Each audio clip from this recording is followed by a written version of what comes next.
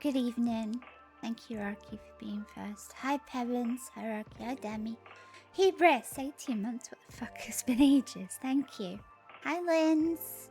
Hi. Hi, Jazz. Thank you for 6 months, Jazz. Hi, Major. Hi, Peter. Oh, fuck. Why is that still on? I thought I turned everything off. Hi, Terry. Hi, Thrusting. Hello. Can I do little screaming? Ah. That's it. That's it. Thank you, Hebers. Hi, Wavy. Hi, Wavy. Oh, I haven't turned Mix It up on. I'm sorry, Demi. Sorry. The one redeem I have left on purpose. No, I'm not doing an update right now. I'll break it. Whoops. Whoops, Daisy. Right, let's go turn off blue screen.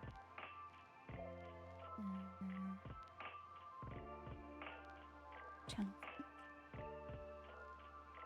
Blah, blah, blah, blah, blah, blah, blah, blah, blah. I'm not Hiroshi. What the fuck? You're a liar. You lie.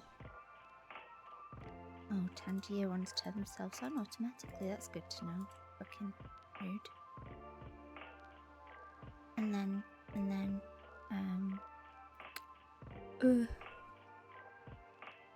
I do a pat because it didn't happen.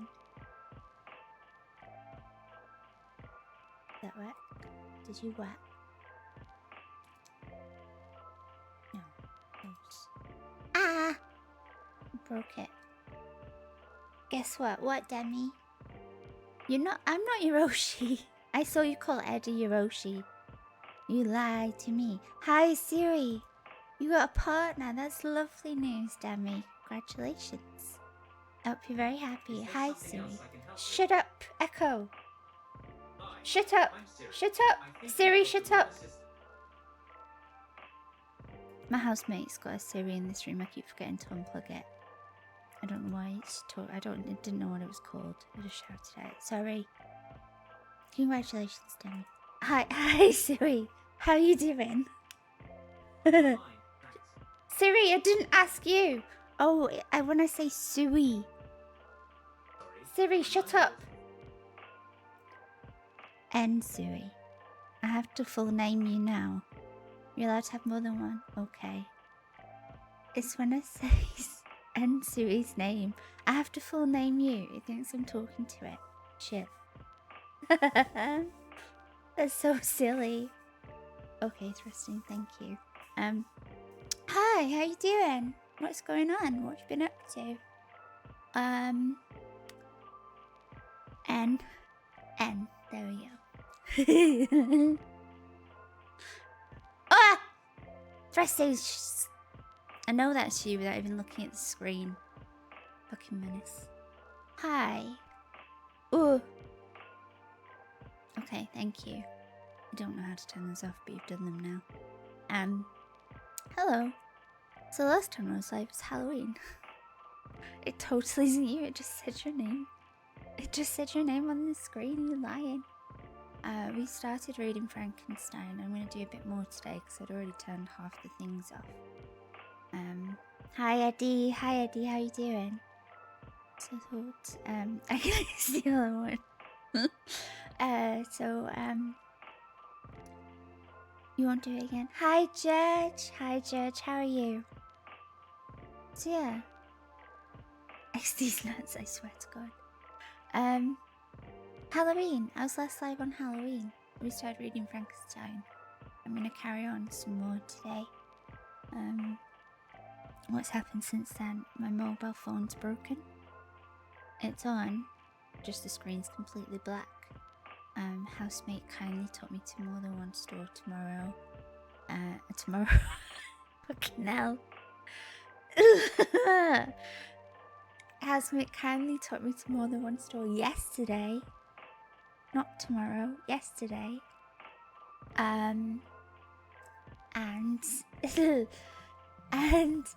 It's gonna cost a lot to fix, so I'm gonna I'm just gonna have to get a new phone, I think, because it's not worth it.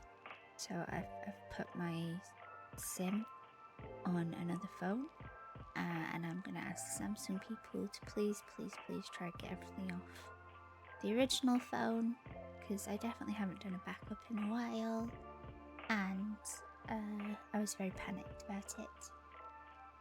Good news, ADHD medication started today, so we'll see how that goes for the next 30 days. I don't think I feel any different today, but we'll see. And I'm still off work, but I'm trying to do more things each day, and some of that's going to be streaming, because I miss streaming and being a nuisance. It is all going to work out. It'll be fine. I'll just have to get a new phone. So yeah, it's all going to be fine. It'll be fine. It'll be alright. How have you guys been? What have you been up to? What have you been doing? Have you played any new games? Watched any new TVs, movies? Yay, meds! Yay! I rang so many pharmacies and nobody had it in stock, so I had to go into the city and show ID, which I've never had to do for prescription before, but apparently it's a controlled drug.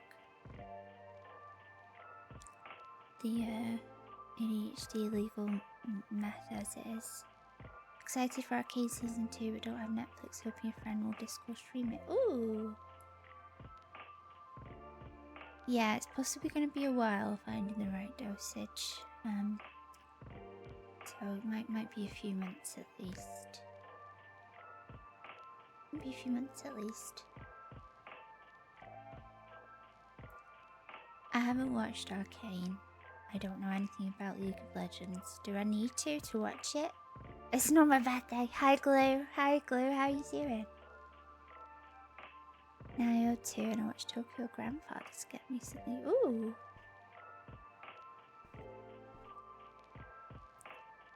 What did I watch? I watched the other day, I watched Silo. It was on Apple TV. My sister, she's 34 with 2 kids, got asked for ID to put season. Oh no. I'm doing alright. I hope everyone else is doing good. It's been a tiny while since I streamed, and I still miss it very much, even though I don't know what I'm saying right now. I'm gonna have some water.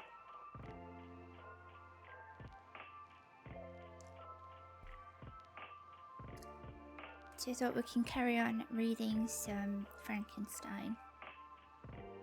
So no, it's not my usual streaming of playing games and being silly and talking shit. But I thought we could talk some nonsense for a bit and then carry on reading a book. So if you want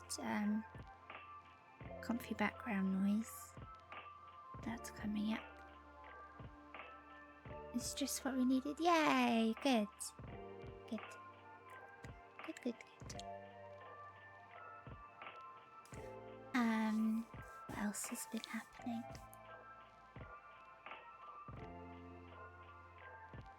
Not much really. I've had my house that the ex lives in valued, so soon I'll have everything out of my house and be able to look for my own place. So that'll take time. I was looking at very expensive wallpaper earlier today. It's from a site I found a few years ago. And it's very expensive, but it's really cute. One's got cats on, one's got flowers. Your 10-year anniversary, that is cool. I hope you have a lovely time. So, yeah, I was looking at the fact that I don't even have a place to live, but I definitely want expensive wallpaper because it has cats on. Yeah. Hi Po. Hi Po, how are you doing? So that's what I've been up to. And what else? Mainly web fishing. It's been very comfy. I've done my usual Fallout 76 comfy plays by myself. But it's been nice fishing with people. It's a very cute game. Comfy cute. And I fucking love fishing.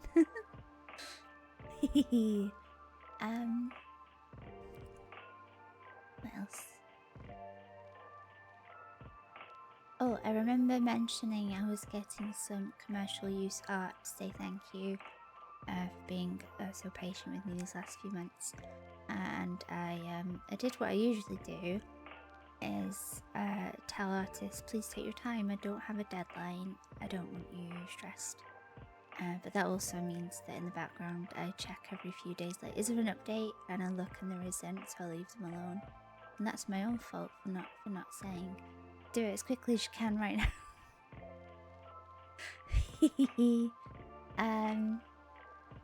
So that's still ongoing. But the Silo show I watched on Apple TV was good. We need May art now. I do have some I can share. I do have some new. Fishing IRL has always been a big part of me growing up on the river, and my fishing's been nice because it's not always about the fishing. Oh. It has been nice being silly with people and just doing some comfy farming game, really. It's been very cute.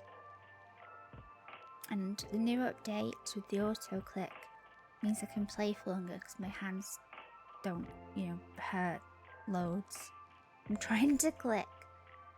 So that's been good. And the auto run. Praise be to auto click option. It's been very, very good for my hands. Not having to hold down. At some points I wasn't even holding down, I was using my other hand to bash the mouse. Taking a break from my lab report to say hello. Hi Kitty! Hi Kitty, how you doing? I hope lab report's going okay. I saw your grass. I hope you're taking regular eye strain breaks and drinking water. I'm drinking water, I just had some water. If you don't already, please follow Kitty. Nice creature.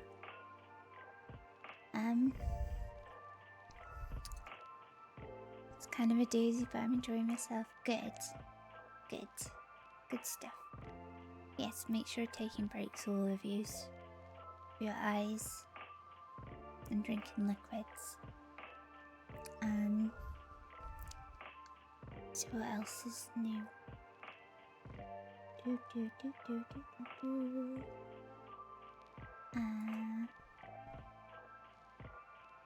I'm sure there was something else, but I've definitely forgotten. I've pretty much moved off Twitter now. Both my accounts are locked. I've not deleted my locked accounts, just blocked them. I'm on Blue Sky more of the time. I go on Twitter every few days to do that follow thing, just to see if anyone new has joined, and that's about it. Because it's full of shit and I don't see any of my friends' posts or the artists I follow, so that sucks. It does feel good not to think about it. I was just sick of seeing awful things, and I just wanted to see art and friends posting and silliness. But yeah, I'm on Blue Sky properly now. Yay.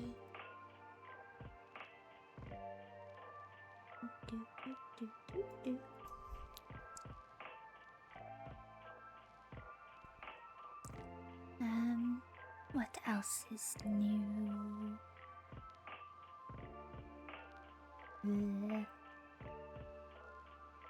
Oh, I put it in the Discord.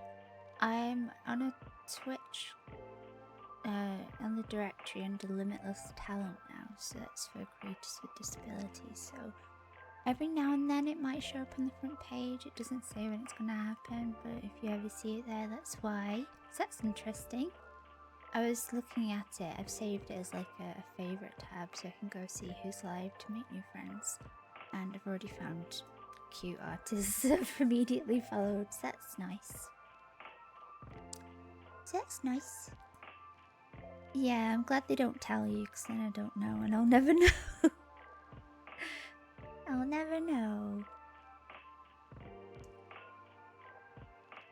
But that's nice. It's nice to find people that way. Interesting peoples. Yeah, don't ever tell me if you ever see me there. I'm never gonna know. And in the email it said, here's how to check if you've been on there, and this is where views came on. And I said, no thank you, my viewers is turned off. I'm just being a menace on the internet.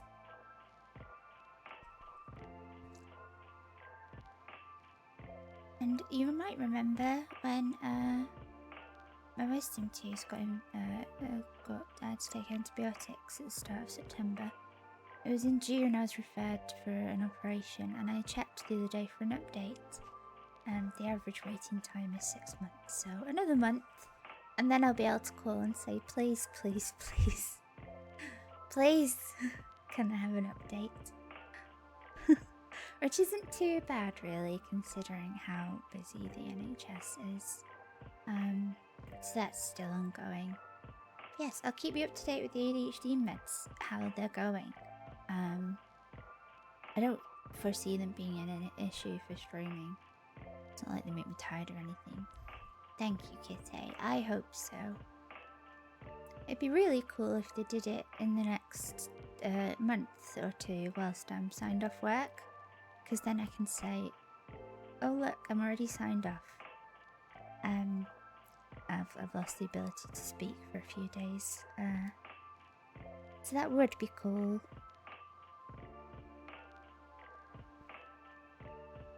I did go to view a house on Saturday with housemate. I said, let's go look at one for the sake of it. It needed too much doing to it, but it was nice to get out there and see what's about.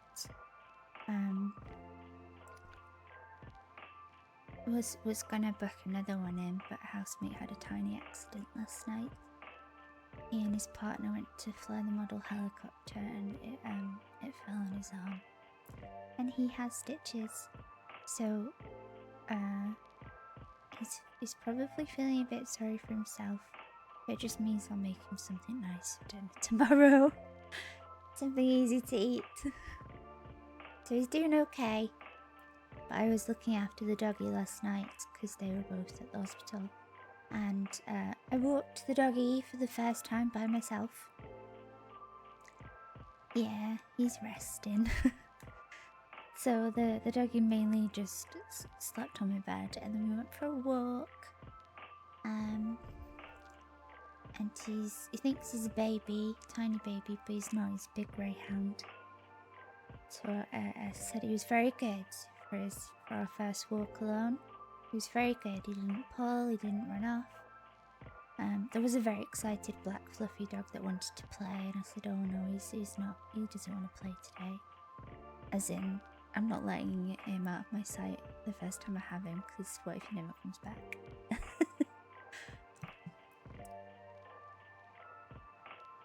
And then I made my bed early, and every time I took something off the bed, he would jump on, and I said, not yet. Not yet, not yet, not yet. And then I made all the bed, and I put my pillows on, and my cushions, and my blanket. I turn around to get the last plush to put on, and he's there, laid right across it. So, I think he thinks it's his bed now. Despite the fact it is not, it is mine. It's very comfy. It's a very comfy bed. I put Redsky, when I went to TwitchCon, Redsky got me a Mrs. Moomin plush. So that's on there now. It is my, well, it's not my bed, it's my housemate's bed. It's my mattress topper. It's my cushions. It's my plushies. I put the Hedge Pigs duvet set on today, so it's all brushed cotton and soft and warm. So it's gonna be all cozy nice when I go to bed. Shut up, Preston. It's not your bed. It's not the doggy's bed. It's my bed. Doggy's pillow now. The thing is, he doesn't move. He doesn't move at all. He's a proper dead weight. He's a little shit. And he dreams all the time. So he's forever like pretending to run in his sleep. I'm like, please stop kicking the shit out of my back. But he's very sweet and warm. He's like a little hot water bottle, so that's nice. That's cute. One of the cats does sit on the bed sometimes, but he's not a cuddler. If you're the only one in the house and he hasn't been fed though, he will come on the bed and just stare at you. It's very creepy. Because he's big cat. It's a big boy. But yeah, very sweet doggy. So we had a little walk last night whilst the guys were out. And we watched, what did we watch? For some reason I decided I wanted to start Lost again. So I did. So I laid in bed watching Lost. On my tablet thing. Just with the doggy. It was very nice, very comfy. It's been raining a lot for the past 2 nights, so thankfully it stopped most of the fireworks. Because they've been fucking non-stop for a week. Kitties do that. You'd stare as well. He also, if you've not paid attention to him and he's alone, you're the only person in the house. He goes up to my housemate all the time because that's his dad, parent, cat parent. But he'll come up to you on your computer chair and stand up and put his arm on you. You got some snow? Ooh. It's not, I don't think it's cold enough for snow. Let me check what temperature is it. Yeah, it's like 10 degrees. But it feels much colder because we have not seen blue skies in a week. It's been very grey, which is very exciting. Yay, very grey, very exciting time in England right now. It was falling and it counts. That counts, yes. Yes. I can't remember the last time it snowed. It's been... I think it's either too cold or too wet most of the time here for us now. No snow in Canada, but getting cold. Oi, hello, Eddie. Hello, Eddie. Oh, hi. Hi, Eddie. How you doing? How you doing? I'm gonna drink some more water.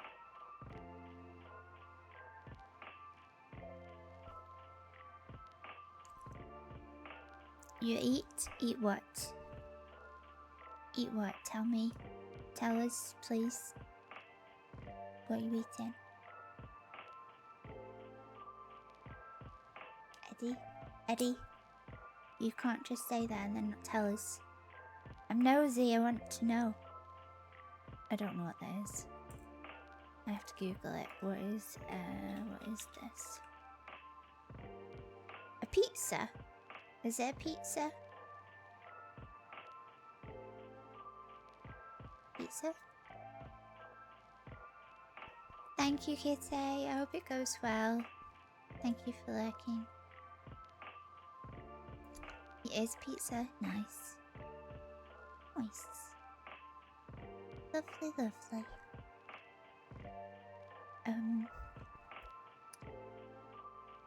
So yes, I'll make something nice for housemate for dinner tomorrow, seeing as he can't chop things up right now. With this poor guy. So that's gonna be fun.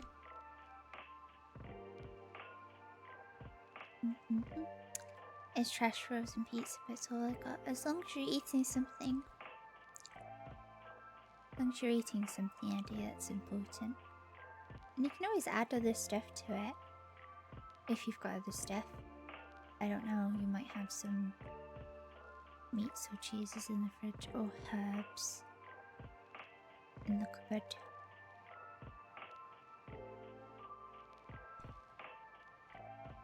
I think the last time I had pizza, it was a new vegan one, and it had fake pepperoni on, like soy pepperoni. and added tomatoes to it. It's very nice. Hi Hal. Hi Hal, how you doing?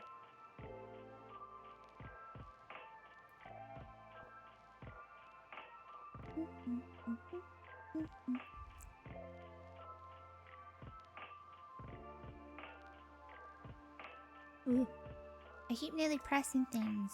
I've got to stop.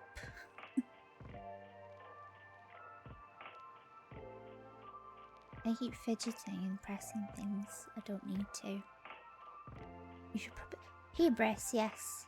Right. If you've not had a snack or food, I think you should get that. Make yourself comfy. Have snack, have food, have liquids. Because if you want to listen to me read, you have to be comfy. You can't do that if you've not eaten. Hubris. Little shit. Little shit. Congratulations again, Hubris, by the way, about getting affiliates. It's very good. Yay. Why you duck me, Tristan? That's not very nice. That's not very nice. Be nice, please. Be nice, please. Ooh. So I got, what did I get? I got a surprise throne gift this week. Lip scrub. It's apple flavoured. I say flavoured because it's basically sugar and oil, so you can eat it. I've just noticed it on my desk, so I don't know who got me that. Thank you. It came in a giant cardboard box and confused me because it was very small. But it's a Barry M, which is a British brand, and it's vegan, so that's good. I did use it. No, it's on my desk to remind me to use it again. What? Fuck. Okay. Hi, Anne. Hi, Anne. What? Hi, Anne. Hi, Raiders. How you doing? How you doing? Hello. Wah! 18 months. Thank you, Orleans. Hello, everyone. What you been doing? What you been doing? English. Oh, fuck. I was trying to do things. I need a mod. Help. Why are you screaming at me? Oh, goodbye, Sai. Goodbye, Sai. Hi, Raven. Hi, Anne. Thank you for raiding. He's gonna eat a fucking sandwich. Good. I was just telling everyone they should eat something. Decker, thank you for following. Cacti, thank you for following. Kyle, thank you for following. I hope you're doing well. Alert didn't go off, no resub. Oh shit. I might have turned them off. It might just be me for hearing them. Oh, why? Anna! Can you hear that? Thank you. What? You can't hear moaning?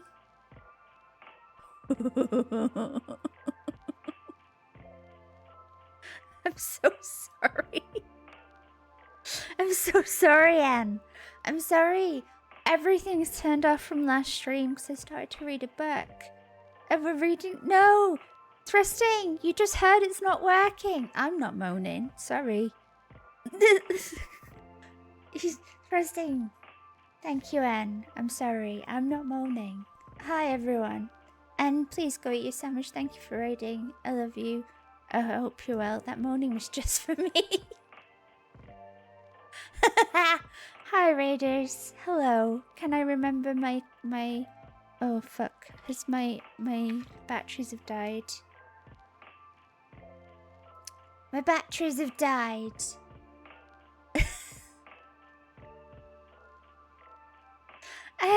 I don't have a numpad on my... I don't have a numpad on my keyboard. I have like a little separate... Hi, Naimi. Thank you for following. I hope you're good. Shen, thank you for resubscribe. 14 months. Holy shit. Thank you, Shen. Thank you. The batteries, which means my number pad isn't working. So I can't give you flowers. How do I do it? Don't time shit out. How do I give you flowers now? Shit. Oh, I can't give you flowers. What else can I do? Oh, no. Why is that still working? That shouldn't still be working. I turned these off. Shit. Right, I have to go turn them off again. It's a good job you've done that, because now I know they're not working. You can't hear them. Oh, that's alright. I'll just leave them then. Everything's turned off because we're going to be reading a book today. I can hear them. Let me see. Do you want, which one's this? Hi. Hello. I could run through my models for you to make up for the fact that nothing's working. Hi.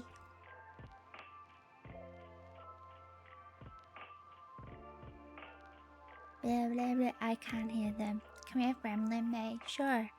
I can't. I don't name anything because I'm an idiot. So let's figure it out. Where's Gremlin May?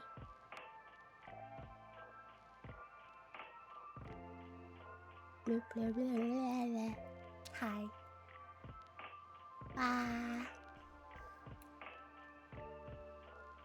This one's had my full. I don't have goats. See, what the fuck are you talking about? What? Hi. So normally I have yes, I told Anne to get a sandwich, but if any raiders need to go have a break, please do. Please get some water. I forgot what I was saying.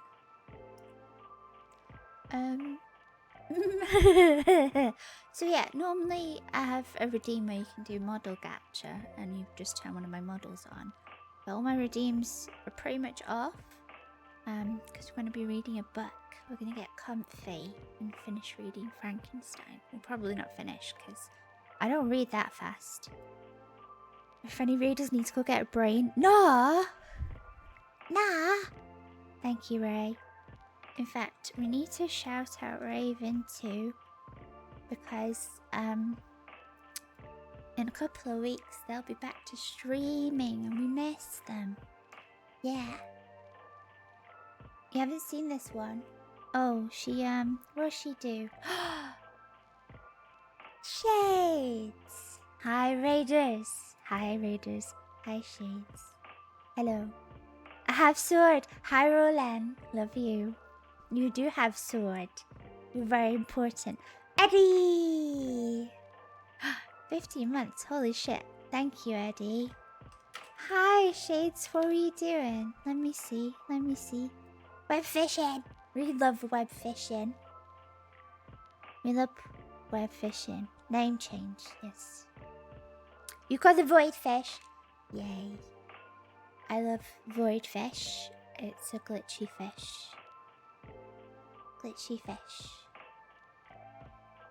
Glitchy fish. Forgot model. What?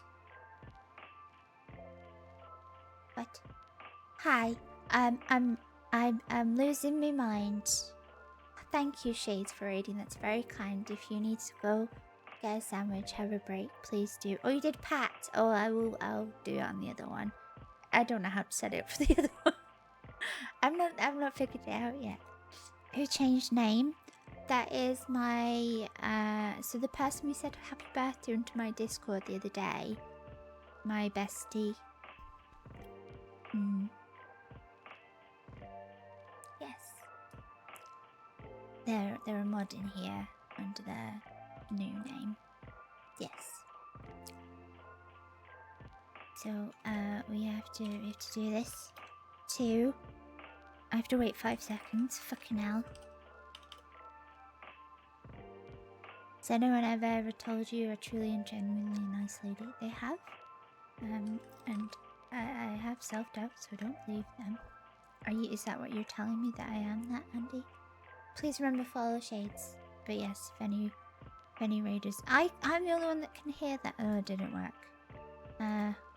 This model, what can she do? Oh, she does little steps, because she's trying to keep her head balanced, because it's gonna fall off. And stars. And, a Z. And... Oh! Bald. Bald. This is what happens if you eat my hair, so you can't do it, so I tie it up. So you can't eat it, you can't fucking reach it. Don't you laugh at me, you fucking...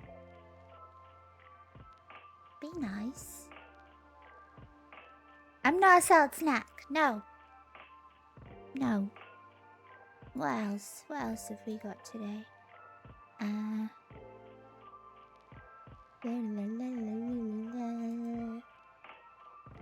We have this one. This one's always fun, because, a hand puppet. Blah, blah, blah, blah.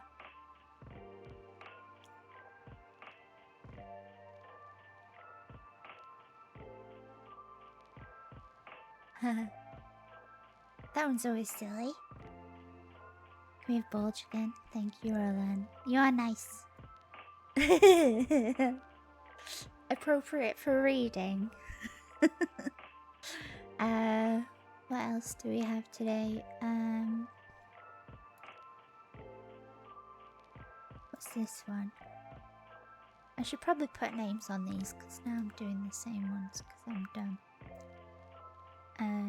What's this one? Oh, hi. This one has no jiggle physics. So, no wiggling. As it were. The stick. No, you are not, parents. Shit face. And then we've got this one that I can't remember any of the buttons for.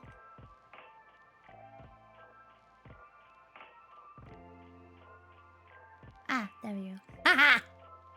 And a burger. And we can do cheese, and lettuce, and onion, and pickle, and tomato, and feet.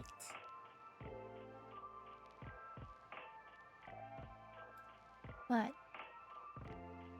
It's not kale, and you can't eat me. I'm a snack. I'm a snack. It's not kale on top, it's my hair. Thank you for the hype train, that's very nice. I'm drooling a bit. A little bit. And we got this one. Zen made this one. We love Zen. You can't have a burger. Oh, she's wigging out. She's going blah blah blah blah. Hello, lady? Lady? Are you broken? We broke her. We broke her. Hello? Lady, calm down. Oh, right now. She's alright now. Zen made this one. Isn't Zen lovely? Unfortunately, I control this one with numpad too, and I've just realised it's broken, so I can't flip you off. Because Zen gave me the option to flip my fingers off at you. Zen's super talented. We love Zen. We love Zen. Yeah, we do. And then...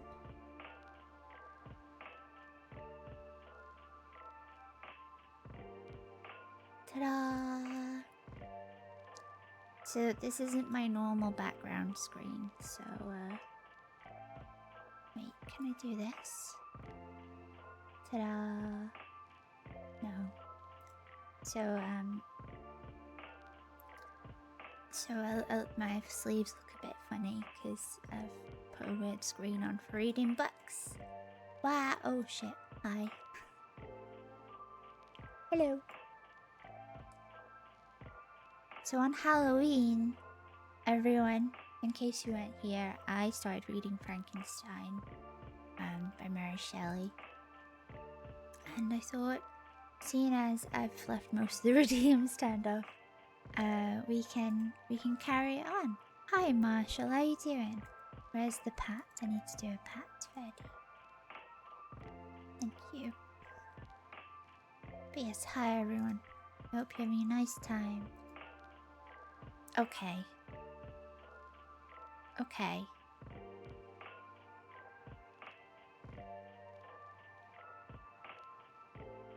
Are you done? You got a pat for me, thanks. Tit. So yeah, hi. I hope you're well. We're being, do it more. No, we'll be having a quiet day. So normally, if you're not here normally, I play video games and get very scared and scream. And get very distracted by everything going on. We normally have lots of loud redeems that for some reason, some are working for me. And I thought I'd turn them off, which means I can hear them, which is, weird. So most of things are turned off today, so we're going to read a book.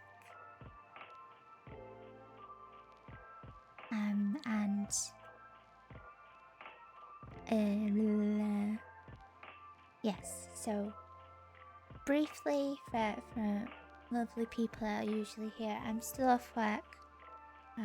I've had to message my doctor to say the sick note you sent me, my phone's broken. I literally cannot access that link on my text anymore, so I can send it to my colleague tomorrow. Because I was like, I'm panicking, I can't send it. And he said, don't panic. And I was like, but I am. He said, don't worry. And I said, oh no, I'm worrying. So I'm still off work for the moment. Did you say you scream at games? You know I scream at games. I get very scared. That's okay. Well, Anonymous, I think I know who that was, don't I? Thank you, Thrusting. That's sometimes how I yell. I don't know why I did it like that. But yes. Simply don't be anxious, yes.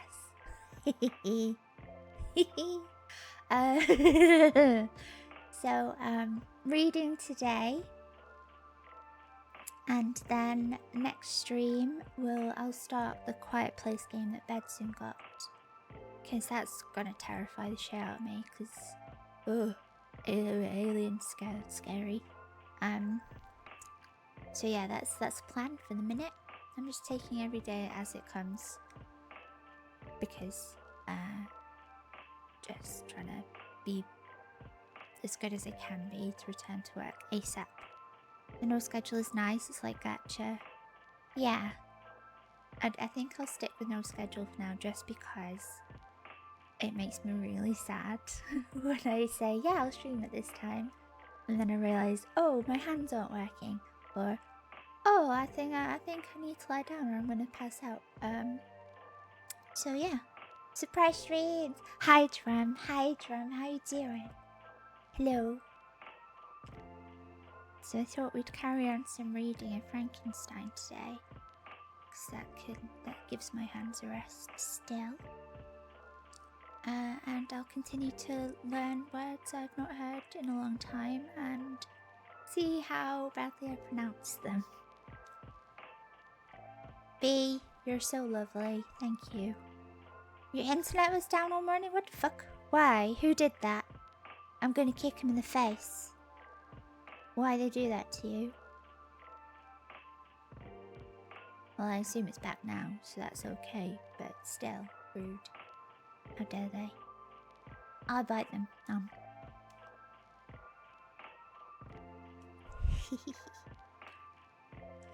Oh, water, yes, water.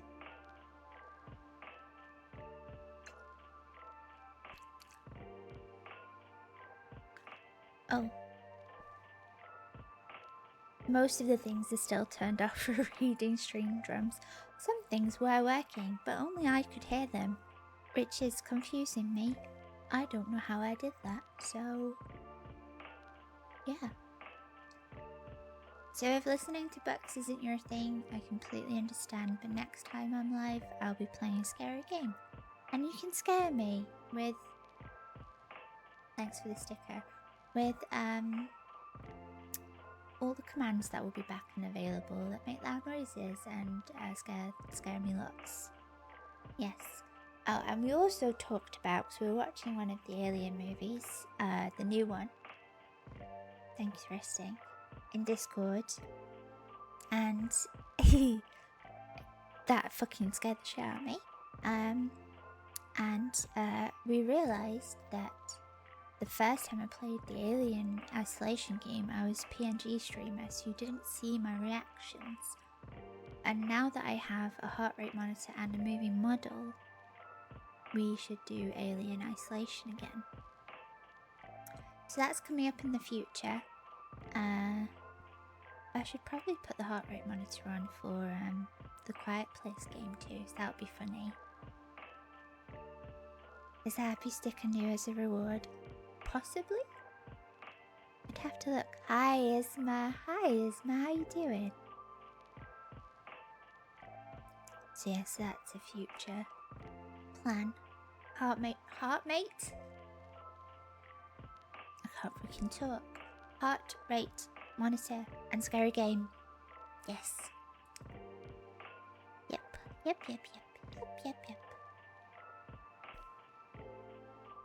And oh, thrusting. I haven't had time or funds to commission my usual person for so I use the same person for my bits emotes too, and I had a slot free, so I just shoved that one in there so I can use it. Just in case you saw it and thought, what the fuck is that? So, chilling with Minecraft after dance lessons. Nice. We're going to be reading a story shortly, Isma. We're a bit of the way through, but there's a lot going on. So I think you're not close to it. Oh, that's alright. I can take time. Okay, bro, don't spend money on me. I think so far, so Frankenstein had returned home, and his brother had been murdered, and he saw his creature, and he said it was him. So, and not the living servant. So we're finding out a bit more. So once the adverts happen, we'll have a little break to stretch legs, and then we'll come back to reading time. Realised I've been in... Thank you, drums! Thank you. They are paused at the moment for a reading stream, but they will be back. You... Please don't tell me you've got 11 blue lobsters thrusting. I will cry. So yeah. Hi. I hope you're all comfy and you've had a snack. You do? Shit. And have water. Hi, Mercy.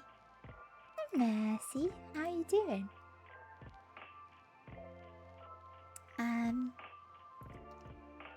So yeah.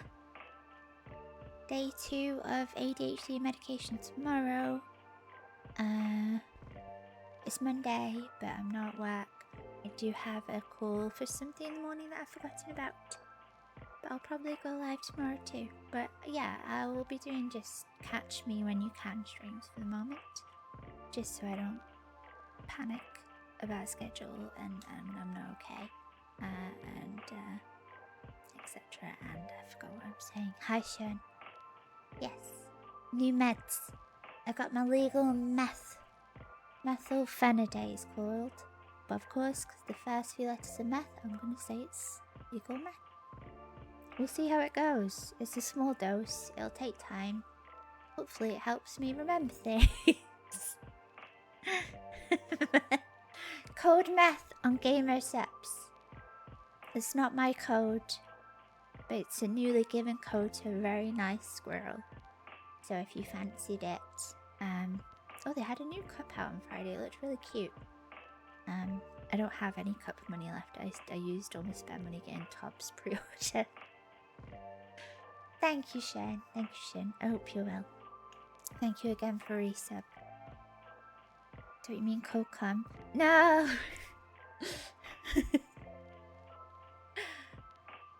I'd rather die. Well, we've got code meth, cum, die, tubs. Wait, what's Zuma's other one? Is it I be shitting? I be shitting! And Zuma. I be shitting. Oh, Jesus Christ. But yes. But 2 tip shaker and shirt. Nice. Code come die math.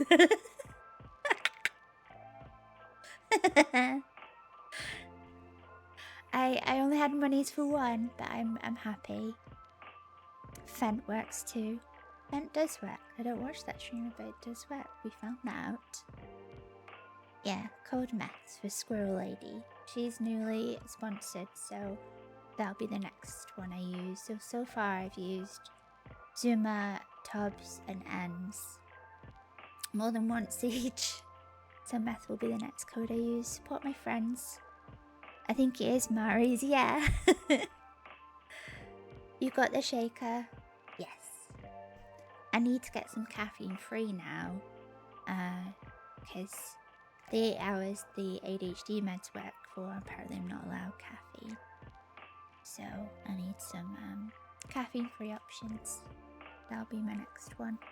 Oh, I just covered my face, so scratching my nose. Sorry, weird model.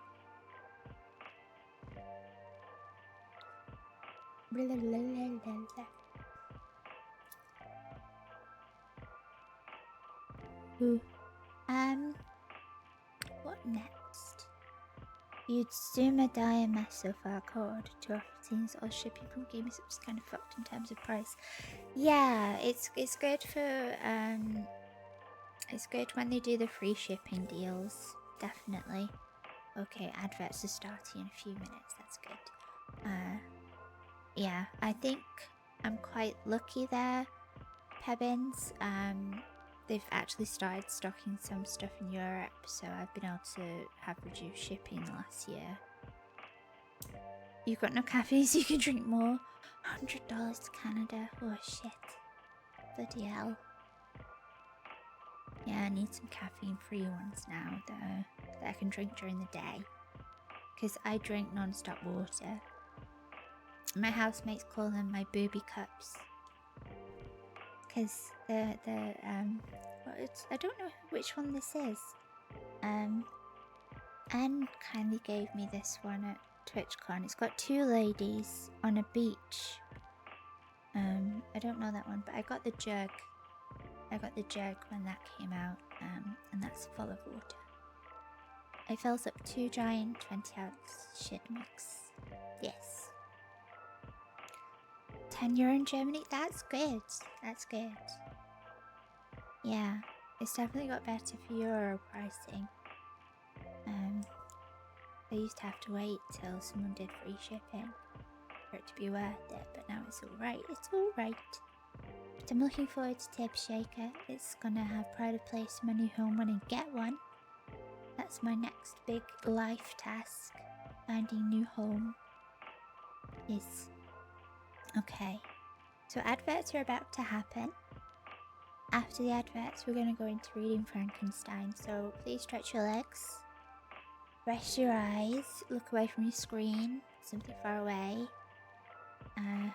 $20 shipping US. Just oh jeez. You're going to put bats in it. And get a snack if you need to. Okay, so be right back. Be right back. Behave. Be fucking nice.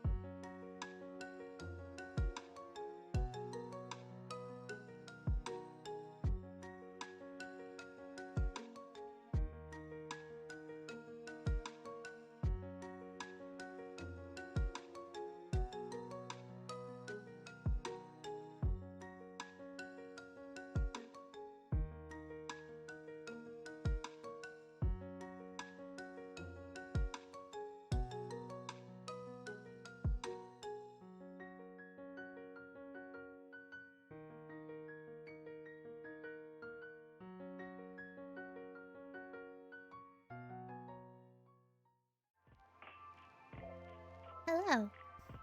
Hello. I hope you stretched your legs and did good things. Thank you, Shades. Thank you. Hello. Rubber. So, thank you, Vivian. Hi, Vivian. How you doing? So, I might not be reading chat as much as I would on a normal stream and reacting to everyone being a menace. I know you stretched that, you B. I swear to God, B. So, I'm going to get into it. I'm going to start reading. So we're at chapter 8. We're at chapter 8, so have fun. Talk amongst yourselves. You're always welcome to do that. I don't know what I was going to say now. Yeah, chapter 8. We passed a few sad hours until 11 o'clock when the trial was to commence. My father and the rest of the family being obliged to attend as witnesses, I accompanied them to the court. During the whole of this wretched mockery of justice, I suffered living torture. It was to be decided whether the result of my curiosity and lawless devices would cause the death of 2 of my fellow beings, one a smiling babe full of innocence and joy, the other far more dreadfully murdered, with every aggravation of infamy that could make the murder memorable in horror. Justine also was a girl of merit and possessed qualities which promised to render her life happy. Now all was to be obliterated in an ignominious grave in either cause. 1,000 times rather would I have confessed myself guilty of the crime ascribed to Justine, but I was absent when it was committed, and such a declaration would have been considered as the ravings of a madman, and would not have exculpated her who suffered through me. The appearance of Justine was calm.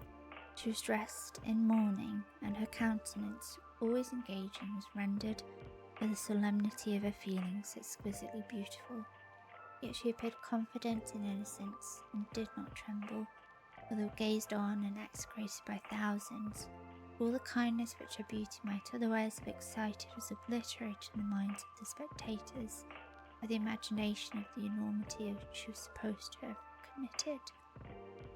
She was tranquil, yet her tranquillity was evidently constrained, and as her confusion had before been adduced as a proof of her guilt, she worked up her mind to an appearance of courage.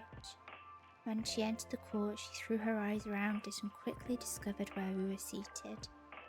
A tear seemed to dim her eye when she saw us, but she quickly recovered herself, and a look of sorrowful affection seemed to attest her utter guiltlessness. The trial began, and after the advocates against her stated the charge, several witnesses were called. Several strange facts combined against her, which might have staggered anyone who had not such proof of her innocence as I had. She had been out the whole of the night on which the murder had been committed, and towards morning had been perceived by a market woman not far from the spot where the body of the murdered child had been afterwards found. The woman asked her what she did there, but she looked very strangely, and only returned a confused and unintelligible answer. She returned to the house about 8 o'clock. When one inquired where she had passed the night, she replied that she had been looking for the child, and demanded earnestly if anything had been heard concerning him. When shown the body, she fell into violent hysterics and kept her bed for several days. The picture was then produced, which the servant found in her pocket, and when Elizabeth, in a faltering voice, proved that it was the same which, an hour before the child had been missed, she had placed round his neck, a murmur of horror and indignation filled the court. Justine was called on for her defence. As the trial had proceeded, her countenance had altered. Surprise, horror, and misery were strongly expressed. Sometimes she struggled with her tears, but when she was desired to plead, she collected her powers and spoke in an audible, although variable voice. God knows, she said, how entirely I am innocent, but I do not pretend that my protestations should acquit me. I rest my innocence on a plain and simple explanation of the facts which have been adduced against me, and I hope the character I have always borne will incline my judges to a favourable interpretation where any circumstances appear doubtful or suspicious. She then related that, by the permission of Elizabeth, she had passed the evening of the night on which the murder had been committed at the house of an aunt in Shen, a village situated about a league from Geneva. On her return about 9 o'clock, she met a man who asked if she had seen anything of the child who was lost.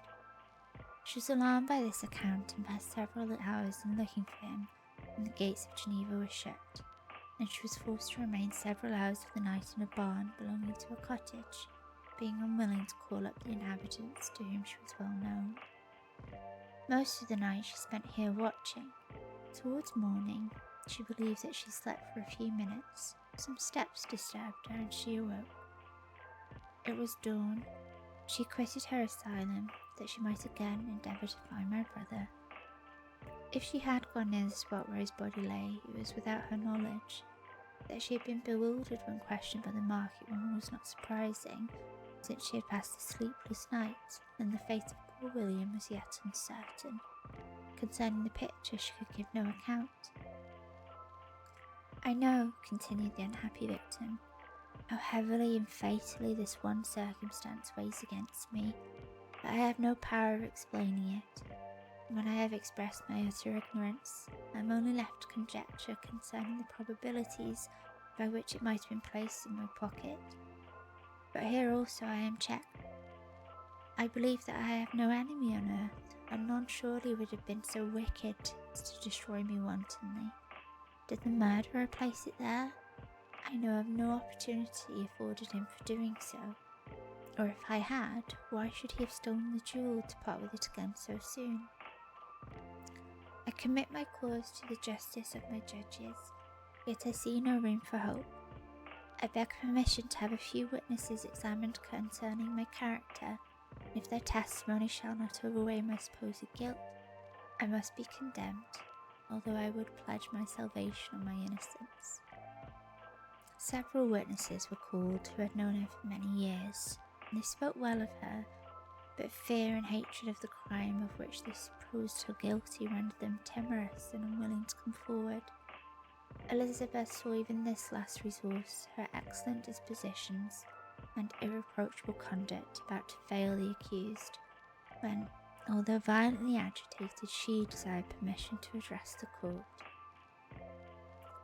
I am, said she, the cousin of the unhappy child who was murdered, or rather his sister, for I was educated by and have lived with his parents ever since, and even long before his birth.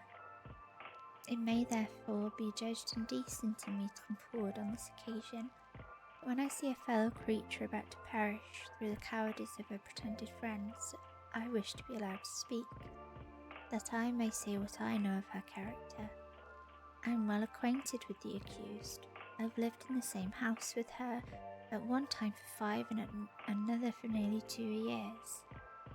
During all that period she appeared to me the most amiable and benevolent of human creatures. She nursed Madame Frankenstein, my aunt, in her last illness with the greatest affection and care, and afterwards attended her own mother during a tedious illness, in a manner that excited the admiration of all who knew her, after which she again lived in my uncle's house, where she was beloved by all the family. She was warmly attached to the child who is now dead, and acted towards him like a most affectionate mother.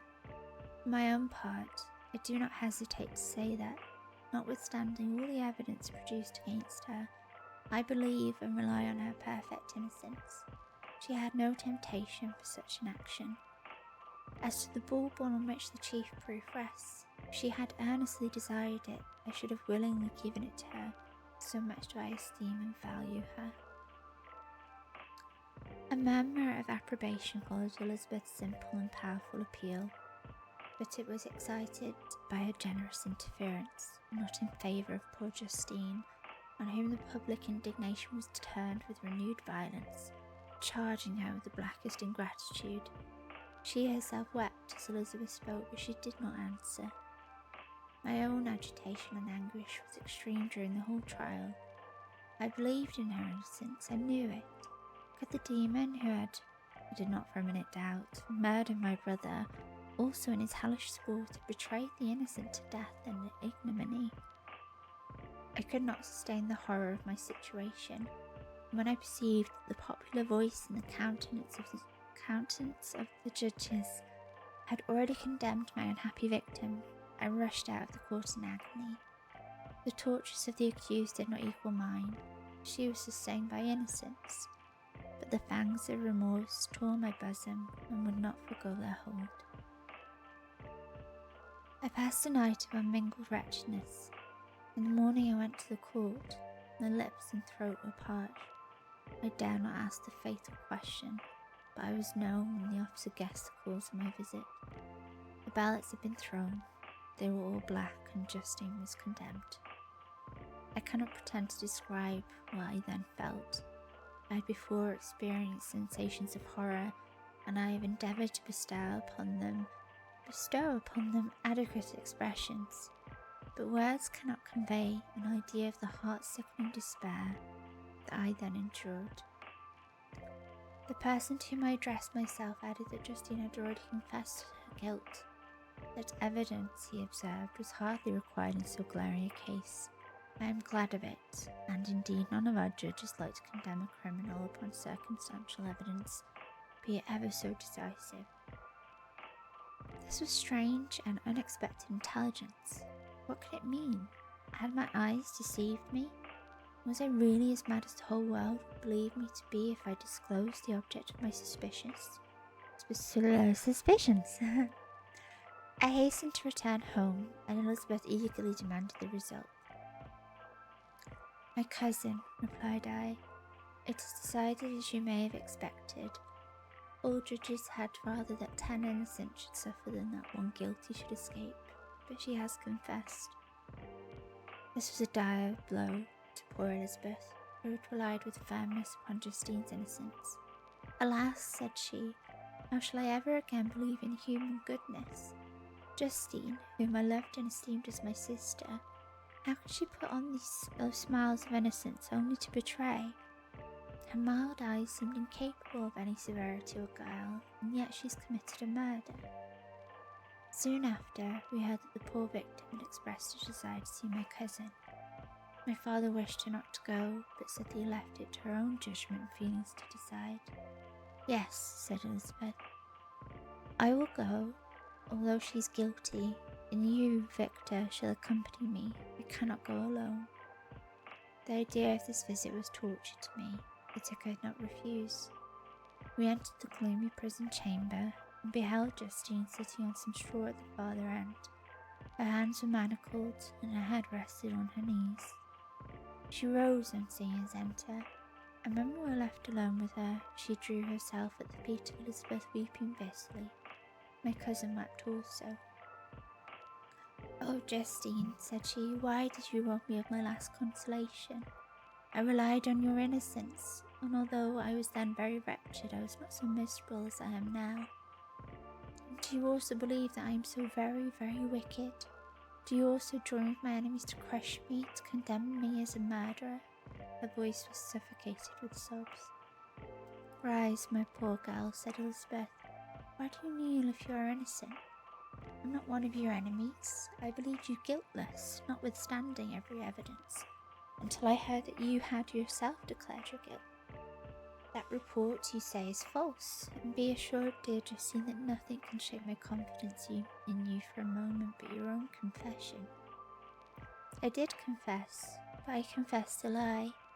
I confessed that I might obtain absolution, but now that falsehood lies heavier at my heart than all my other sins. God of heaven, forgive me. Ever since I was condemned, my confessor has besieged me. He threatened and menaced, until I almost began to think that I was the monster that he said I was. He threatened excommunication and hellfire in my last moments if I continued to obdurate. Dear lady, I had none to support me. All looked on me as a wretch, doomed to ignominy and perdition. What could I do? In an evil hour I subscribed to a lie. and now only am I truly miserable. She paused, weeping, and then continued. I saw it with horror, my sweet lady, that you should believe your Justine, whom your blessed aunt had so highly honoured, and whom you loved, was a creature capable of a crime which none but the devil himself could have perpetrated. Dear William, dear blessed child, I soon shall see you again in heaven, where we shall all be happy, and that consoles me, going as I am to suffer death. Oh, Justine, forgive me for having one moment distrusted you. Why did you confess? But do not mourn, dear girl, do not fear. I will proclaim, I will prove your innocence. I will melt the stony hearts of your enemies by my tears and prayers. You shall not die. You, my companion, my sister, perish on the scaffold? No, I could never survive so horrible a misfortune. Justine shook her head mournfully. I do not fear to die, she said. That pang is past. God raises my weakness and gives me courage to endure the worst. I leave a sad and bitter world. If you remember me and think of me as one of unjustly condemned, I am resigned to the fate awaiting from me. Learn from me, dear lady, to submit in patience to the will of heaven. During this conversation I had retired to a corner of the prison room where I could conceal the horrid anguish that possessed me. Despair, who did talk of that? The poor victim, on the morrow was to pass the awful boundary between life and death, felt not as I did such deep and bitter agony. I gnashed my teeth and ground them together, uttering a groan that came from my inmost soul. Justine started. When she saw who it was, she approached me and said, Dear sir, you are very kind to visit me. You, I hope, do not believe that I am guilty. I could not answer. No, Justine, said Elizabeth, he is more convinced of your innocence than I was, for even when he heard that you had confessed, he did not credit it. I truly thank him. In these last moments, I feel the sincerest gratitude towards those who think of me with kindness. How sweet is the affection of others to such a wretch as I am. It removes more than half my misfortune, and I feel as if I could die in peace now that my innocence is acknowledged by you, dear lady, and your cousin. Thus the poor sufferer tried to comfort others and herself. She indeed gained the resignation she desired, but I, the true murderer, felt the never-dying worm alive in my bosom, which allowed of no hope or consolation. Elizabeth also wept and was unhappy, but hers was also the misery of innocence, which, like a cloud that passes over the fair moon, for a while hides but cannot tarnish its brightness. Anguish and despair penetrated into the core of my heart. It bore a hell within me which nothing could extinguish. We stayed several hours with Justine, and it was with great difficulty that Elizabeth could tear herself away. I wish, cried she, that I were to die with you. I cannot live in this world of misery. Justine assumed an air of cheerfulness. While she with difficulty repressed her bitter tears, she embraced Elizabeth, and said in a voice of half-suppressed emotion, Farewell, sweet lady, dearest Elizabeth, my beloved and only friend. May heaven in its bounty bless and preserve you. May this be the last misfortune that you will ever suffer. Live and be happy and make others so. And on the morrow, Justine died. Elizabeth's heart-rending eloquence failed to move the judges from the settled conviction in the criminality of the saintly sufferer. My passionate and indignant appeals were lost upon them, and when I received their cold answers and heard the harsh, unfeeling reasoning of these men, my purposed avowal died away on my lips. Thus I might proclaim myself a madman, but not revoke the sentence passed upon my wretched victim. She perished on the scaffold as a murderess. From the tortures of my own heart, I turned to contemplate the deep and voiceless grief of my Elizabeth. This also was my doing, and my father's woe, and the desolation of that late, so smiling home, all was the work of my thrice cursed hands. Ye weep, unhappy ones, but these are not your last tears.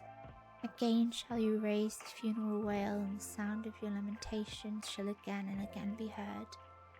Frankenstein, your son, your kinsman, your early much-loved friend, he who would spend each vital drop of blood for your sakes, who has no thought nor sense of joy, except as it is mirrored also in your dear countenances, would fill the air with blessings, and spend his life in serving you. He bids you weep, to shed countless tears, happy beyond his hopes, if thus inexorable fate be satisfied, and if the destruction pours before the peace of the grave have succeeded to your sad torments. Thus spoke my prophetic soul, as torn by remorse, horror, and despair, I beheld these I loved spend vain sorrow upon the graves of William and Justine, the first hapless victims to my unhallowed arts. That was chapter 8. Hello. Hello. Hi Danches, hi Daedric. How are you doing? Hi Rex, hi Zeph. I hope you're comfy and want to have some water.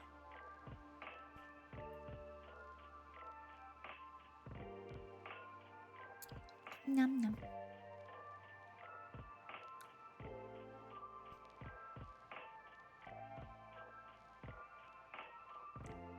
Okay. I've had my water. I hope you're resting your eyes. I hope you're also drinking water. I'm going to move on to chapter 9. Nothing is more painful to the human mind than after the feelings have been worked up by a quick succession of events, the dead calmness of inaction and certainty which follows and deprives the soul both of hope and fear. Justine died, she rested, and I was alive. The blood flowed freely in my veins, but a weight of despair and remorse pressed on my heart which nothing could remove. Sleep fled from my eyes.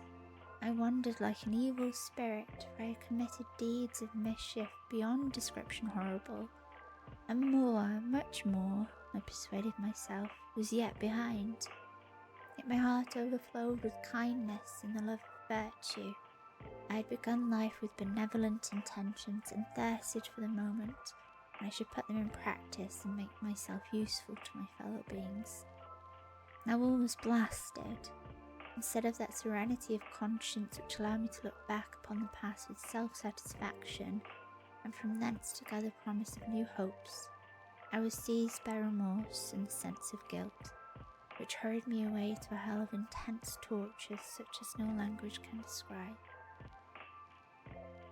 This state of mind preyed upon my health, which had perhaps never entirely recovered from the first shock it had sustained.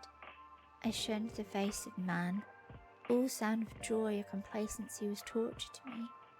Solitude was my only consolation, deep, dark, death-like solitude.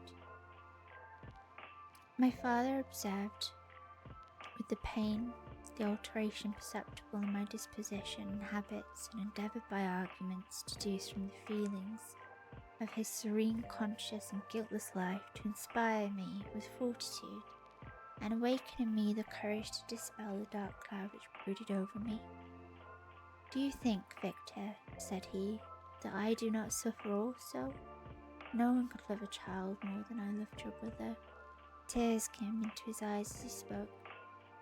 "But is it not a duty to the survivors that we should refrain from augmenting their unhappiness by an appearance of immoderate grief? It is also a duty owed to yourself. For excessive sorrow prevents improvement or enjoyment, or even the discharge of daily usefulness, without which no man is fit for society." This advice, although good, was totally inapplicable to my case. I should have been the first to hide my grief and console my friends if remorse had not mingled its bitterness and terror its alarm with my other sensations. I could only answer my father with a look of despair and endeavour to hide myself from his view. About this time, we retired to our house at Belrive. This change was particularly agreeable to me.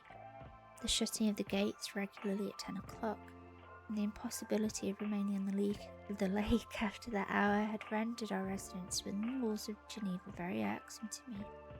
I was now free. Often, after the rest of the family had retired for the night, I took the boat and passed many hours upon the water.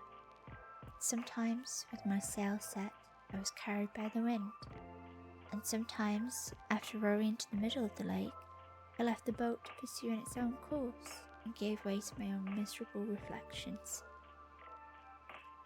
I was often tempted, when all was at peace around me, and I the only unquiet thing that wandered restless in a scene so beautiful and heavenly, if I, except some bat or the frogs whose harsh and interrupted croaking was heard only when I approached the shore, often, I say, I was tempted to plunge into the silent lake, that the waters might close over me and my calamities forever. But I was restrained when I thought of the heroic and suffering Elizabeth, whom I tenderly loved and whose existence was bound up in mine. I thought also of my father and surviving brother. Should I, by my base desertion, leave them exposed and unprotected to malice of the fiend whom I had let loose among them? At these moments I wept bitterly, and wished that peace would revisit my mind, only that I might afford them consolation and happiness. But that could not be. Remorse extinguished every hope. I had been the author of unalterable evils, and I lived in daily fear lest the monster whom I had created should perpetrate some new wickedness. I had an obscure feeling that all was not over, and that he would still commit some signal crime, which by its enormity should almost efface the recollection of the past. There was always scope for fear as long as anything I loved remained behind. My abhorrence of this fiend cannot be conceived. When I thought of him, I gnashed my teeth, my eyes became inflamed, and I ardently wished to extinguish that life which I had so thoughtlessly bestowed. When I reflected on his crimes and malice, my hatred and revenge burst all bounds of moderation. I would have made a pilgrimage to the highest peak of the Andes could I, when there, have precipitated him to their base.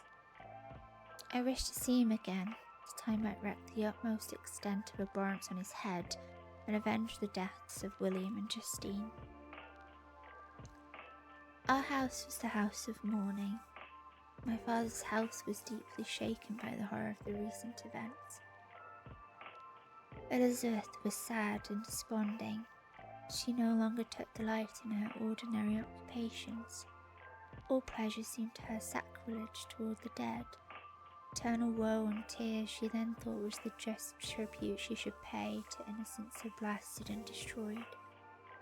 She was no longer that happy creature who in earlier youth wandered with me on the banks of the lake and talked with ecstasy of our future prospects. The first of those sorrows which are sent to wean us from the earth had visited her, and its dimming influence quenched her dearest smiles. When I reflect, my dear cousin, said she, on the miserable death of Justine Moritz, I no longer see the world and its works as they appear before to me. Before, I looked upon the accounts of vice and injustice that I read in books or heard from others as tales of ancient days or imaginary evils. At least they were remote and more familiar to reason than to imagination. But now misery has come home, and men appear to me as monsters thirsting for each other's blood.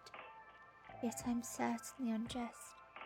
Everybody believes that poor girl to be guilty, and if she could have committed the crime for which she suffered, assuredly she would have been the most depraved of human creatures. For the sake of a few jewels, to have murdered the son of her benefactor and friend, a child whom she had nursed from his birth, and appears to love as if it had been her own. I could not consent to the death of any human being, but certainly I should have thought such a creature unfit to remain in the society of men. But she was innocent. I know, I feel she was innocent. You are of the same opinion, and that confirms me. Victor, when falsehood can look so like the truth, who can assure themselves of certain happiness? I feel as if I were walking on the edge of a precipice, towards which thousands are crowding and endeavouring to plunge me into the abyss. William and Justine were assassinated and the murderer escapes. He walks about the world free and perhaps respected. But even if I were condemned to suffer on the scaffold for the same crimes, I would not change places with such a wretch. I listened to this discourse with the extremest agony. I, not indeed, but in effect, was the true murderer. Elizabeth read my anguish in my countenance and kindly, taking my hand, said, "My dearest friend, you must calm yourself. These events have affected me, God knows how deeply, but I am not so wretched as you are. There is an expression of despair and sometimes of revenge in your countenance that makes me tremble. Dear Victor, banish these dark passions. Remember the friends around you sent all their hopes in you. Have we lost the power of rendering you happy? While we love, while we are true to each other here in this land of peace and beauty, your native country, we may reap every tranquil blessing. What can disturb our peace?" And could not such words from her, whom I fondly prized before every other gift of fortune, suffice to chase away the fiend that lurked in my heart? Even as she spoke, I drew near to her, as if in terror, lest at that very moment the destroyer had been near to me to rob me of her. Thus not the tenderness of friendship, nor the beauty of earth, nor of heaven, could redeem my soul from woe.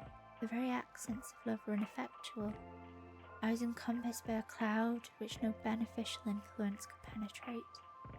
The wounded deer dragging its fainting limbs to some untrodden brake, there to gaze upon the arrow which had pierced it, and to die was but a type of me.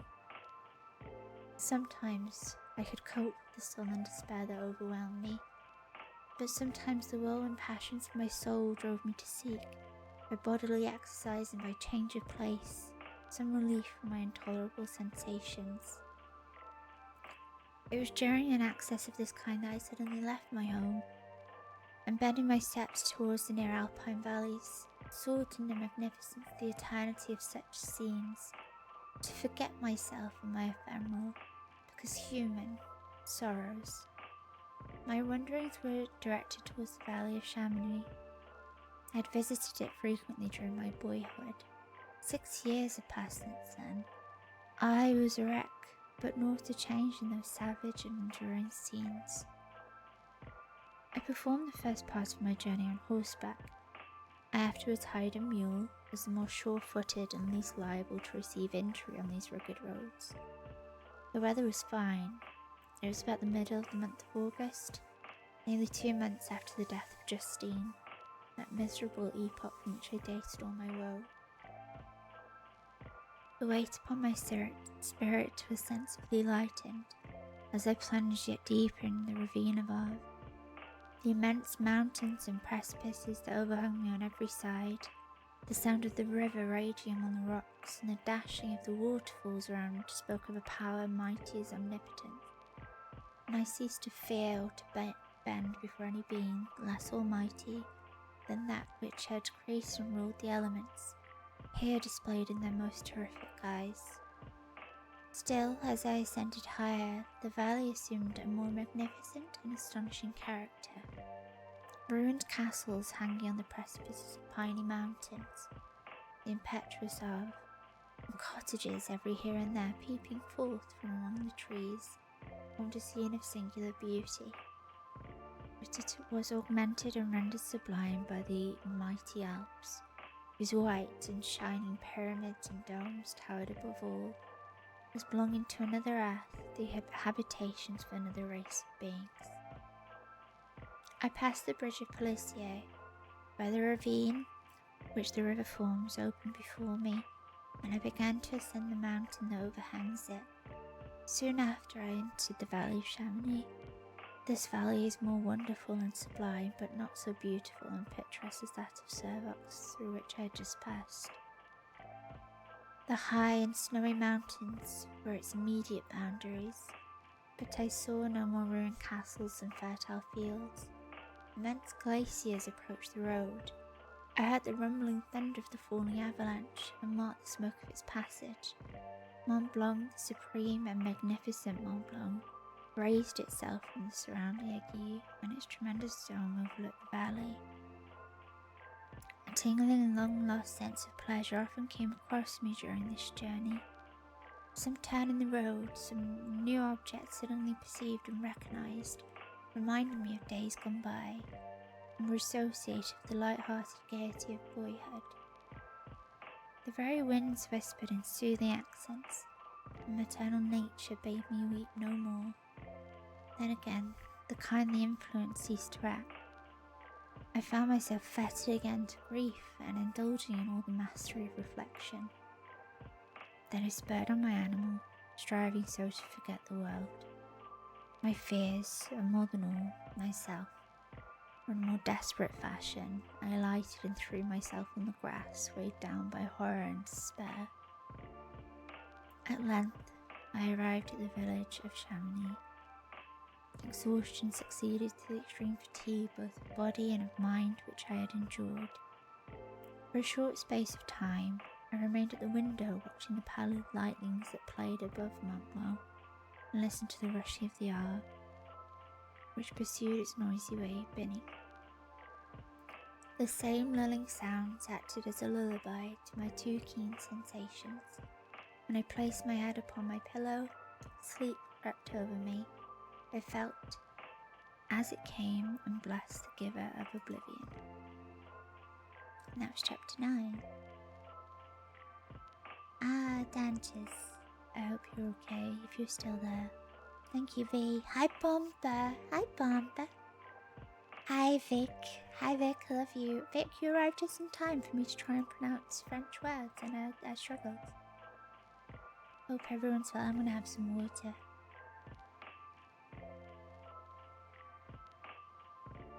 I think it's French. I have no idea how I pronounce it. I'm gonna paste it in here. Hi, y'all. Hi, y'all. How you doing? I do not know.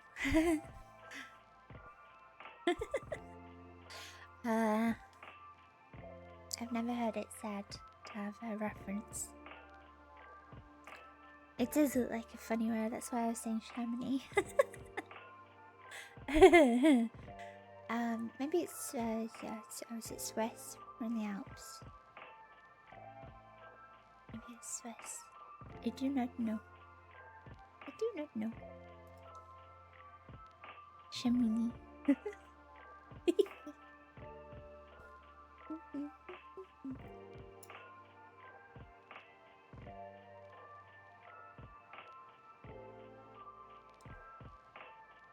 More water. Okay. I'm going to move on to chapter 10. Chapter 10. I spent the following day roaming through the valley. I stood beside the sources of the Aveyron, which take their rise in a glacier that with slow pace is advancing down from the summit of the hills to barricade the valley. The abrupt sides of vast mountains were before me. The icy wall of the glacier overhung me. A few shattered pines were scattered around, and the solemn silence of this glorious presence chamber of imperial nature was broken only by the brawling waves or the fall of some vast fragment. The thunder sound of the avalanche or the cracking reverberated along the mountains of the accumulated ice, which, through the silent working of immutable laws, was ever and anon rent and torn, as if it had been but a plaything in their hands. These sublime and magnificent scenes afforded me the greatest consolation that I was capable of receiving.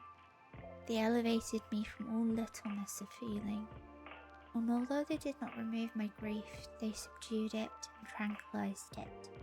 In some degree, also, they diverted my mind from the thoughts over which it had brooded for the last month. I retired to rest at night. My slumbers, as it were, waited on and ministered to by the semblance of grand shapes which I had contemplated during the day. They congregated around me, the unstained snowy mountain top, the glittering pinnacle, the pine woods and ragged bare ravine, the eagle soaring amidst the clouds, they all gathered round me and bade me at peace. Where had they fled when the next morning I awoke? All of soul and spiriting fled with sleep, and dark melancholy clouded every thought. The rain was pouring in torrents, and thick mists hid the summits of the mountains, so that I even saw not the faces of those mighty friends. Still, I would penetrate their misty veil and seek them in their cloudy retreats. What were rain and storm to me? My mule was brought to the door, and I resolved to ascend to the summit of Montanvert. I remembered the effect that the view of the tremendous and ever-moving glacier produced upon my mind when I first saw it. It had then filled me with sublime ecstasy that gave wings to the soul and allowed it to soar from the obscure world to light and joy. The sight of the awful and majestic in nature had indeed always the effect of solemnizing my mind and causing me to forget the passing cares of life. I determined to go without a guide, for I was well acquainted with the path, and the presence of another would destroy the solitude grandeur of the scene. The ascent is precipitous, but the path is cut into continual short windings, which enable you to surmount the perpendicularity of the mountain. It is a scene terrifically desolate. In 1,000 spots the traces of the winter avalanche may be perceived, where trees lie broken and strewed on the ground, some entirely destroyed, others bent, leaning upon the jutting rocks of the mountain or transversely upon other trees. The path as you ascend higher is intersected by ravines of snow, down which stones continually roll from above. One of them is particularly dangerous, as the slightest sound, such as even speaking in a loud voice, produces a concussion of air sufficient to draw destruction upon the head of the speaker. The pines are not tall or luxuriant, but they are sombre and add an air of severity to the scene. I looked on the valley beneath. Vast mists were rising from the rivers which ran through it and curling in thick wreaths around the opposite mountains, whose summits were hid in the uniform clouds, while rain poured from the dark sky and added to the melancholy impression I received from the objects around me. Alas, why does man boast of sensibilities superior to those apparent in the brute? It only renders them more necessary beings. If our impulses were confined to hunger, thirst, and desire, we might be nearly free. But now we are moved by every wind that blows, and a chance word or scene that word may convey to us. It was nearly noon when I arrived at the top of the ascent. For some time I sat upon the rock that overlooks the sea of ice. A mist covered both that and the surrounding mountains. Presently a breeze dissipated the cloud, and I descended upon the glacier. The surface is very uneven, rising like the waves of a troubled sea, descending low and interspersed by rifts that sink deep. The field of ice is almost a league in width, but I spent nearly 2 hours in crossing it. The opposite mountain was a bare perpendicular rock. From the side where I now stood, Montanvert was exactly opposite, at the distance of a league, and above it rose Mont Blanc, in awful majesty. I remained in a recess of the rock, gazing on this wonderful and stupendous scene. The sea, or rather the vast river of ice, wound among its dependent mountains, whose aerial summits hung over its recesses. Their icy and glittering peaks shone in the sunlight over the clouds. My heart, which was before sorrowful, now swelled with something like joy.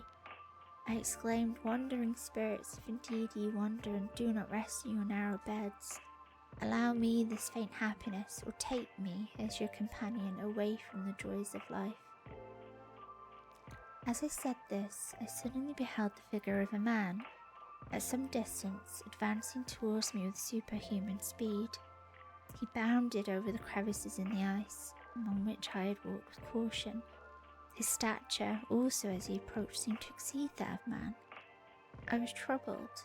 A mist came over my eyes, and I felt a faintness seize me. but I was quickly restored by the cold gale of the mountains. I perceived as the shape came nearer, sight tremendous and abhorred, that it was the wretch whom I had created. I trembled with rage and horror, resolving to wait his approach and then close him with immortal combat. He approached. His countenance bespoke bitter anguish, combined with disdain and malignity, while its unearthly ugliness rendered it almost too horrible for human eyes. But I scarcely observed this. Rage and hatred had at first deprived me of utterance, and I recovered only to overwhelm him with words expressive of furious detestation and contempt. "Devil," I exclaimed, "do you dare approach me? Do not you fear the fierce vengeance of my arm wreaked on your miserable head? Begone, vile insect, or rather stay, that I might trample you to dust. And oh, that I could, with the extinction of your miserable existence, restore those victims whom you have so diabolically murdered." "I expected this reception," said the demon. "All men hate the wretched. How then must I be hated, who am miserable beyond all living things? Yet you, my creator, detest and spurn me, thy creature to whom thou art bound by ties only dissoluble by the annihilation of one of us. You purpose to kill me. How dare you sport thus with life? Do your duty towards me, and I will do mine towards you and the rest of mankind. If you will comply with my conditions, I will leave them and you at peace. But if you refuse, I will glut the maw of death until it be satiated with the blood of your remaining friends.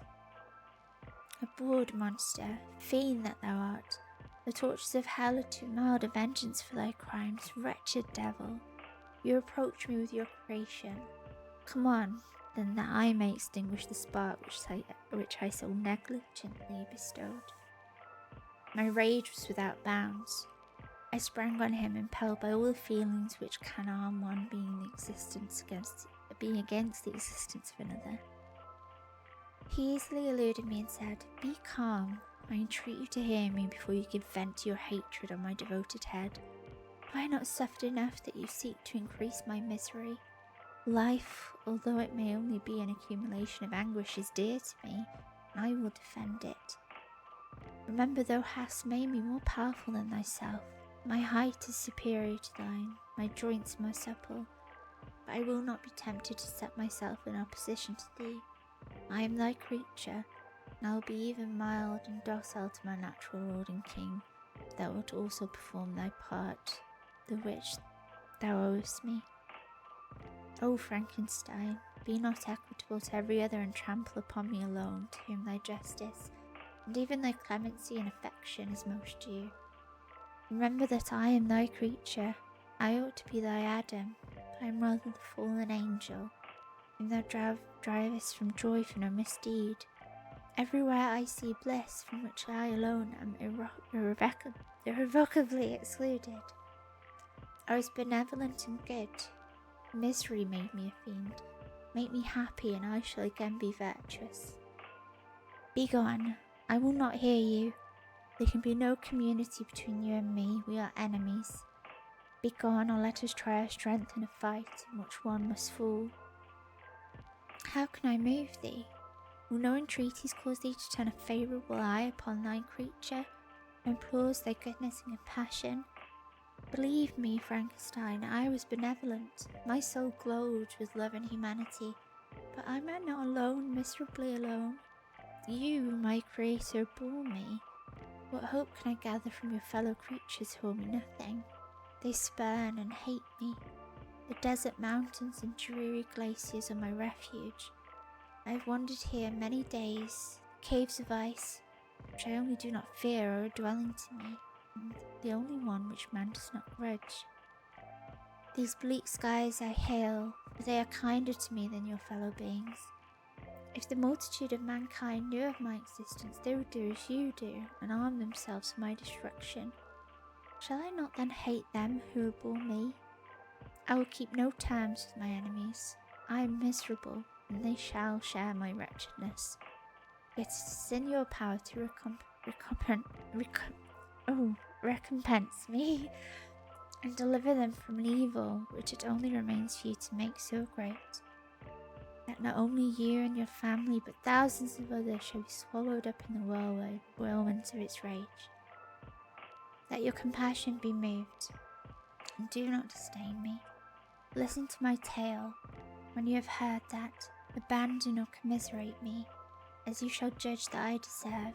But hear me, the guilty are allowed, by human laws, bloody as they are, to speak in their own defense before they are condemned. Listen to me, Frankenstein. You accuse me of murder, and yet you would with a satisfied conscience destroy your own creature. Oh, praise the eternal justice of man. Yet I ask you not to spare me. Listen to me, and then, if you can and if you will, destroy the work of your hands. Why do you call to my remembrance, I rejoined, circumstances of which I shudder to reflect, that I have been the miserable origin and author? Cursed be the day, abhorred devil, in which you first saw light. Cursed, although I cursed myself, be the hands that formed you. You have made me wretched beyond expression. You have left me no power to consider whether I am just to you or not. Begone, relieve me from the sight of your detested form. Thus I relieve thee, my creator, he said, and placed his hated hands before my eyes, which I flung from me with violence. Thus I take from thee a sight which you abhor. Still thou canst listen to me and grant me thy compassion. By the virtues that I once possessed, I demand this from you. Hear my tale. It is long and strange, and the temperature of this place is not fitting to your fine sensations. Come to the hut upon the mountain. The sun is yet high in the heavens. Before it descends to hide itself behind your snowy precipices and illuminating the world, you will have heard my story and can decide.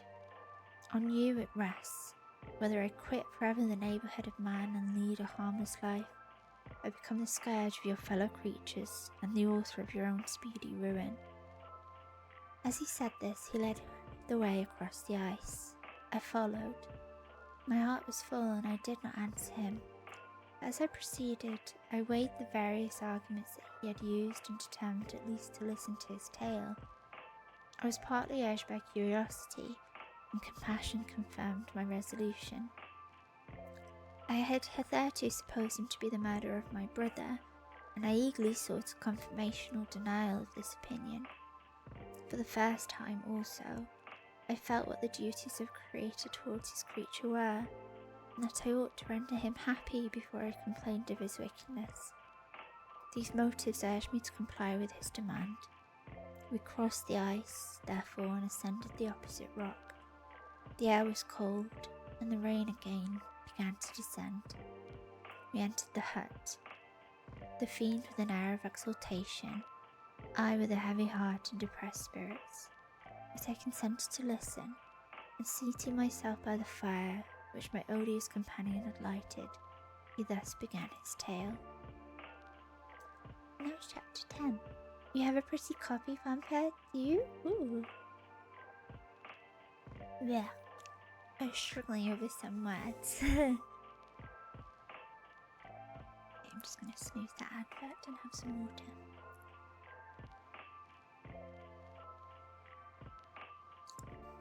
Okay.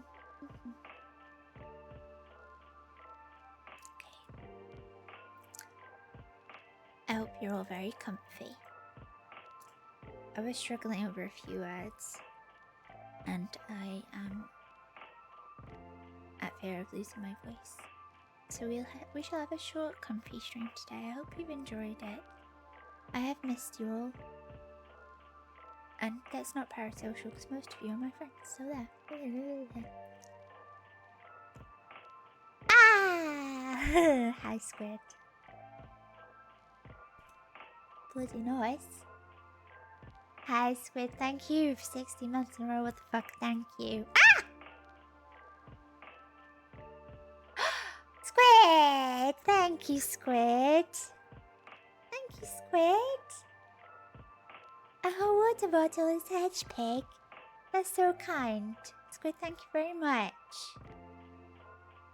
That's very nice of you. What the hell? Ah, I get to hook a hedge pig. And it's coming up to the right time of year for it. Thank you, Squid. That's very kind. I hope you're well. Exactly, B. I miss you parasocially. Ah. So, I have to do this one more time just to remind you that our friend may have changed their name.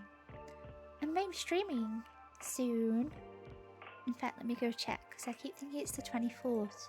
But I think that's the wrong day. It is the 24th! I was right. 24th. Ray will stream, yay! 2 weeks from now!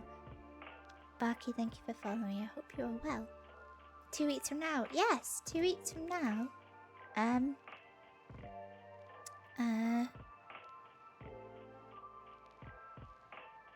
I forgot words. Yes, follow them, please. You guys are lovely.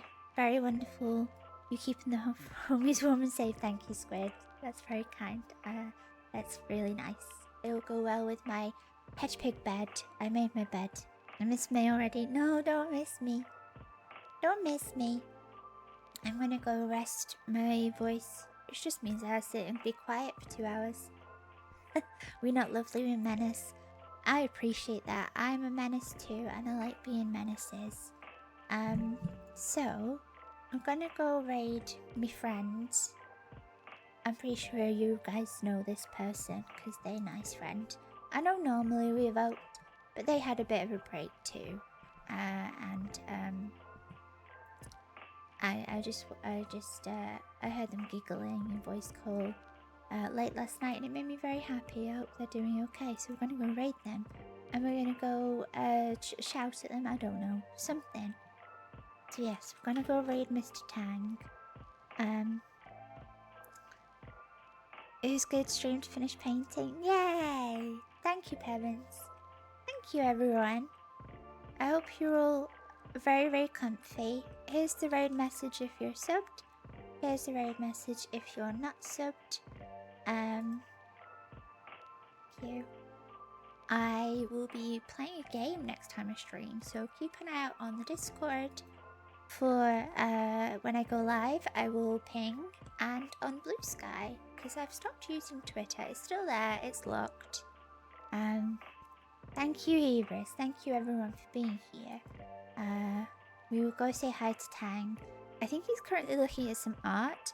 Whoa, that looks so good. Right, I have to raid now so you can see. I see you soon. Goodbye. Goodbye.